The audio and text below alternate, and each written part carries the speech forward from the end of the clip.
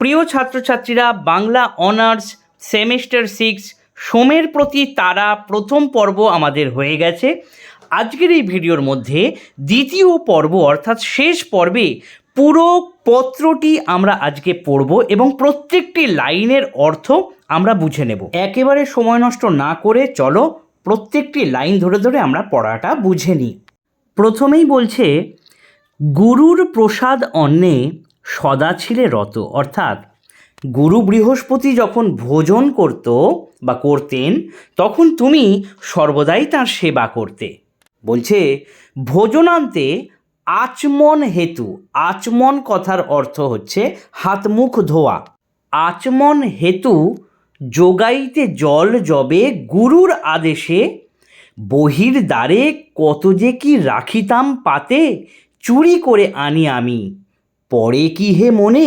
এখানে তারা বলছেন যখন তুমি গুরুর হাতে বা মুখে জল দেওয়ার জন্য তুমি যখন জলের পাত্রটা নিয়ে তুমি বাইরে যেতে, তখন আমি সেই সুযোগে তোমার পাতে যত ভালো ভালো খাবার পারতাম আমি রেখে দিয়ে যেতাম।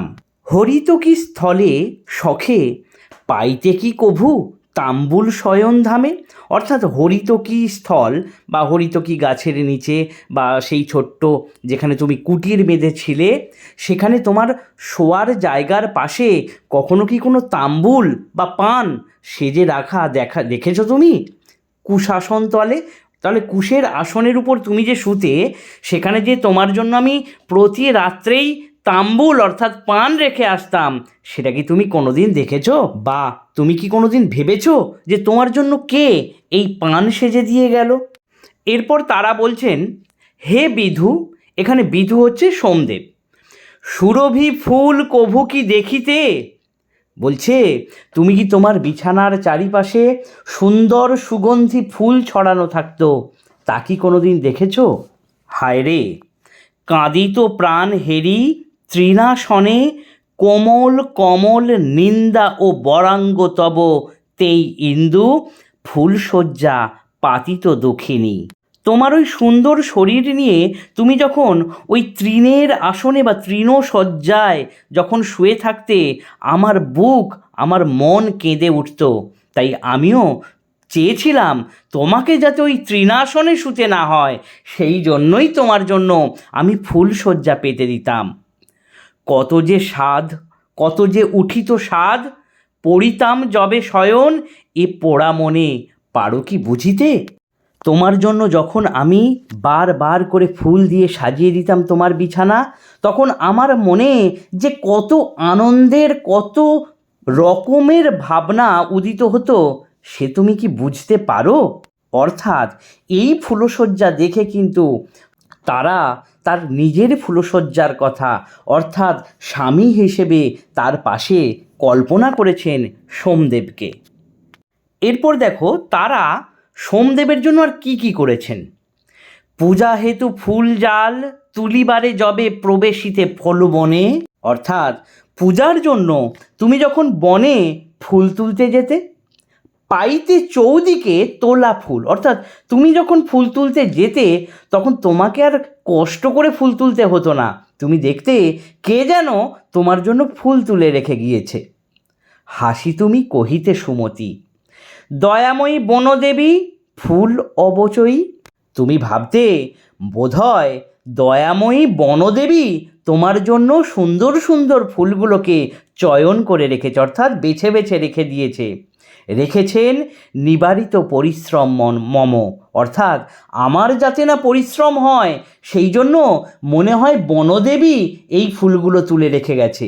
কিন্তু না, তারা বলছেন যে আমি তোমার জন্য, তোমার যাতে পরিশ্রম না হয়, আমি তারা তোমার জন্য আমি সেই ফুলগুলো তুলে রেখে আসতাম।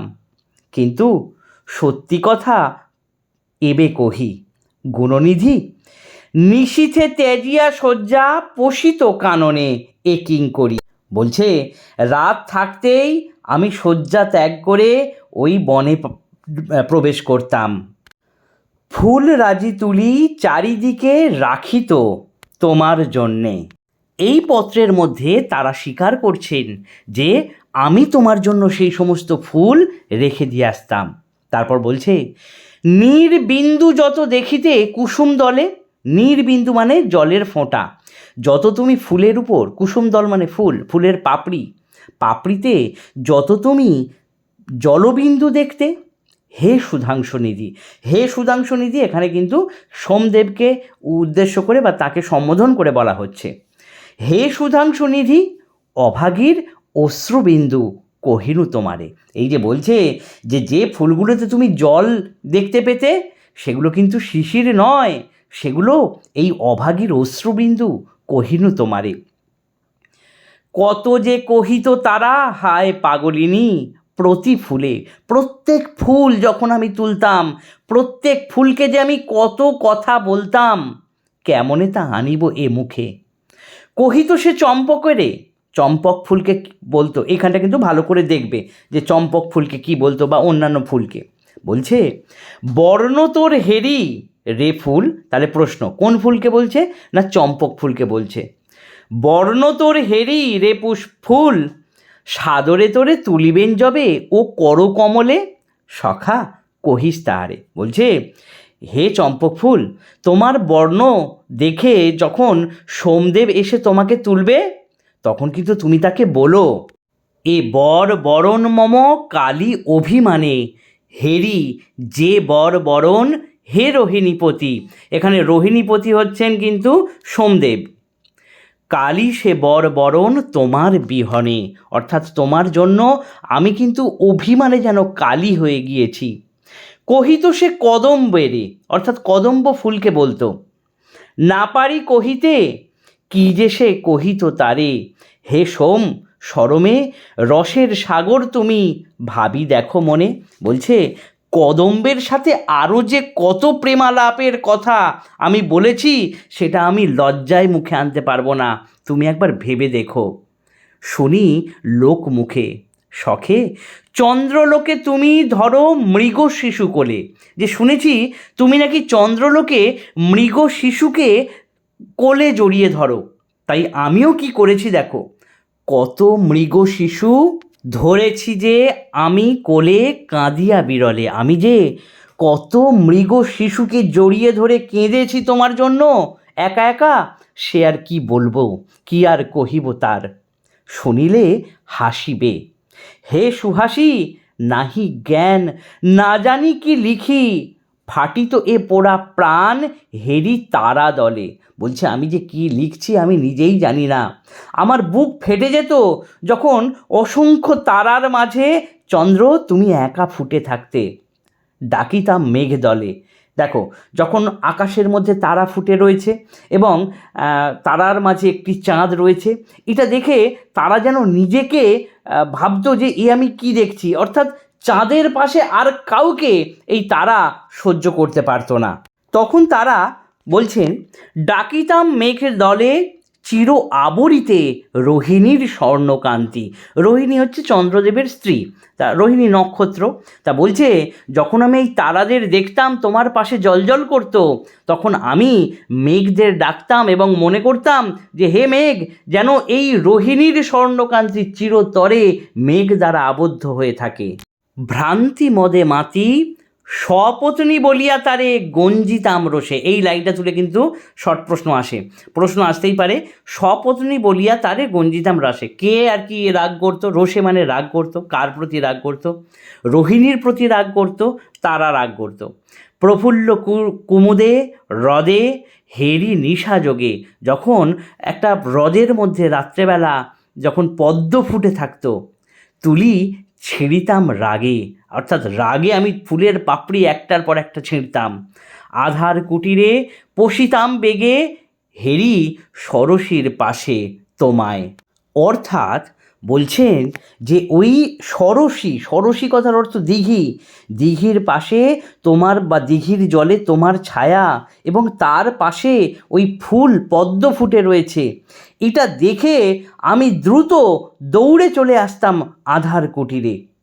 ভূতলে পড়ি তিতি অশ্রু জলে, অর্থাৎ মেঝেতে পড়ে আমি অশ্রু জলে বুক ভাসাতাম, কহিতাম অভিমানে। এবার বলছে রে দারুণ বিধি নাহি কি যৌবন মোর, অর্থাৎ অভিমানে তখন বিধাতার উদ্দেশ্যে বলতেন যে আমার কি কোনো যৌবন নেই, আমার কি সেই যৌবনের সুখ দুঃখ চাহিদা, আমার ভালোবাসা, আমার প্রেম, আমার কাম, এগুলোকে আমার কিছুই নেই? রূপের মাধুরী কেন তবে? কিন্তু বৃথা সরি পূর্ব কথা, নিবেদিব দেব শ্রেষ্ঠ দিন দেহ যবে। এরপর বলছেন, তুষেছ গুরুর মন সুদক্ষিণা দানে, গুরুপত্নী চাহে ভিক্ষা দেহ ভিক্ষা তারে। অর্থাৎ তুমি গুরুকে গুরু দক্ষিণা দিয়েছ, এতে কিন্তু গুরু তুষ্ট হয়েছেন, কিন্তু গুরুপত্নী তো গুরু দক্ষিণা হিসেবে অর্থ বা মুদ্রা বা এসব কিছুই চাইছে না, শুধু চেয়েছে সোম যেন তার হয়ে যায়, দেহ ভিক্ষা। দেখো কি ভিক্ষা চাইছে, দেখো, ছায়ারূপে থাকি তব সাথে দিবানিশি, দিবানিশি সেবী দাসী ভাবে ও পদ যুগল। তাহলে প্রশ্ন আসতেই পারে যে গুরুদক্ষিণা বা গুরুদক্ষিণা হিসেবে গুরুমাতা বা তারা সে কি চেয়েছিল? এটা কিন্তু ছায়া হিসেবে দিবানিশি তার পাশে থাকতে চেয়েছে এবং দিবানিশি দাসীভাবে ওই পদযুগল প্রার্থনা করেছেন। নাথ হাধিক কি পাপে, হায় রে কি পাপে বিধি এ তাপ লিখিলি এ ভালে। বলছে আমি গুরু মানে অনুশোচনাও হচ্ছে, আবার চন্দ্রদেব বা সোমদেবকে কিন্তু তিনি ভুলেও থাকতে পারছেন না যে আমি কি পাপে এই কথাগুলো লিখছি, আমার মনে কেন এই কথা আসছে। জনম মম মহা ঋষিকুলে তবু চণ্ডালিনী আমি। ভালো করে বোঝো যে ঋষিকুলের একজন নারী, সে একটা চণ্ডালিনীর মতো সে কিন্তু ওই কামুকতা তার মধ্যে গ্রো করেছে, তাই তারা নিজেকে চণ্ডালিনী বলছেন। ফলিল কি এবে পরিমলাকর, পরিমলাকর মানে ফুল, ফুলে হায় হলাহল। বলছে যে ফুল ফুটলো সে ফুলে কোথায় মধু থাকবে, তা না হয়ে তাতে বিষ এলো। কোকিলের নিরে কিরে রাখিলি গোপনে কাক শিশু, কর্মনাশা পাপ প্রবাহিনী কেমনে পড়িল বহি জাহ্নবীর জলে। জাহ্নবী কথার অর্থ হচ্ছে গঙ্গা। ক্ষম সখে পোষা পাখি পিঞ্জর খুলিলে চাহে পুনঃ পশিবারে পূর্ব কারাগারে। বলছে আজ আমার মনের মধ্যে যে প্রেম বোধ জেগেছে সেটা আমি এতদিন আমার মনের মধ্যে চেপে রেখেছিলাম, আমি আজ তাকে আর আটকে রাখতে পারছি না। একটা পাখি সে খাঁচা খুলে দিলে সে যেমন আর সেই খাঁচার মধ্যে আসতে চায় না, ঠিক আমিও চাই না। এসো তুমি, এসো শীঘ্র যাব কুঞ্জবনে, তুমি হে বিহঙ্গরাজ। এখানে বিহঙ্গরাজ সোমকে উদ্দেশ্য করে বলা হচ্ছে। তুমি সঙ্গে নিলে দেহ পদাশ্রয়ে আসি প্রেম উদাসনী। বলছে আমি চলে যাব তোমার সাথে কুঞ্জবনে, তাই তুমি কুঞ্জবনে এসো, তোমার সাথে আমি প্রেম উদাসিনী হয়ে তোমার সাথেই থাকতে চাই। অর্থাৎ তোমার পায়ের কাছে আমায় আশ্রয় দিলেই আমার হবে। যথা যাও যাব, করিব যা করো। বলছে তুমি যা করবে আমি তাই করব, তুমি যেখানে নিয়ে যাবে আমি সেখানেই যাব। বিকাইব কায় মন তব রাঙা পায়ে। কায় মানে শরীর, মন মানে মন, অর্থাৎ আমার শরীর আমার মন তোমার পায়েই নিবেদিত থাকবে। কলঙ্কি শশাঙ্ক তোমা বলে সর্বজনে, করো আসি কলঙ্কিনী কিঙ্কিরি তারার, কিঙ্করি তারারে। কিঙ্করি মানে কিন্তু দাসী। বলছে লোকে তোমায় কলঙ্কি বলে ডাকে, আজ আমি তারা, আমি চাইছি তুমি এসে আমাকে কলঙ্কিনী করে যাও। এরপর বলছে তারানাথ নাহি কাজ বৃথা কুলমানে। বলছে কুল মানের কথা ভেবে কোনো লাভ নেই, এসো হে তারার বাঞ্ছা, তারার মনের ইচ্ছাটা তুমি রাখো। এরপর বলছে পড়ে বিরোহিণী পড়ে যথা বনস্থলী ঘোর দাবানলে। অর্থাৎ এখানে বিরোহিণী কিন্তু তারা নিজেকে বলছেন। বলছে এই তারা, তার মনের মধ্যে যে আগুনটা জ্বলছে সেই আগুনটা যেন একটা দাবানলের আগুনের মতো জ্বলছে। অর্থাৎ অরণ্যে দাবানল লাগলে যেমন দাউ দাউ করে জ্বলে, আমার মনের মধ্যেও কিন্তু তেমনই আগুন জ্বলছে। এই আগুন অবশ্যই কিন্তু প্রেমের আগুন, এই আগুন কিন্তু কামের আগুন। বলছে তারপর চকরি সেবিলে তোমা দেহ সুধা তারে। চকরি হচ্ছে একটা পাখি, এই পাখি পূর্ণিমা রাত্রে তার শিকার করতে বার হয়। তাহলে সে পূর্ণিমা রাতটা হলে তার খুব ভালো মানে সুবিধা হয় আর কি শিকার করতে। তা সেই বলছে, চকরি পাখিকে তুমি তো তার সুধা দাও, কোন দোষে দোষী তব পদে অভাগিনী, আমি কি এমন দোষ করেছি যার জন্য তোমার সুধা আমি পাবো না? কুমুদিনী কোন তপবলে, কুমুদিনী হচ্ছে সরোবরে যুক্ত পদ্ম, অর্থাৎ যে সরোবরে পদ্ম ফুল ফুটে আছে।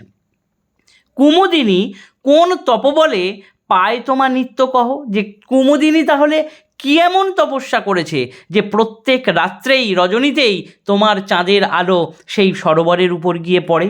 আরম্ভী সত্তরে সে তপ, আমিও তাহলে সেই তপস্যা শুরু করব। আহার নিদ্রা ত্যাজি একাশনে, কিন্তু যদি থাকে দয়া এসো শীঘ্র করি। বলছে আমিও তাহলে আহার নিদ্রা ত্যাগ করে একাশনে বসে আমিও সেই তপস্যা করব। কিন্তু তোমার মধ্যে যদি সেই দয়াটা থাকে তবে তুমি শীঘ্র এসো।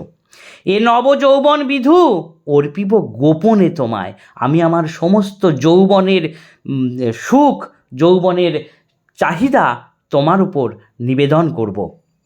গোপনে যথা অর্পেন আনিয়া সিন্ধুপদে মন্দাকিনী স্বর্ণহীনা মণি। ভালো করে বোঝো, সিন্ধুপদে মন্দাকিনী, মন্দাকিনী কথার অর্থ হচ্ছে স্বর্ণগঙ্গা। এই স্বর্ণগঙ্গা যখন সিন্ধু নদীতে এসে মেশে তখন নানান রত্ন সিন্ধু নদীতে ছড়িয়ে দেয়।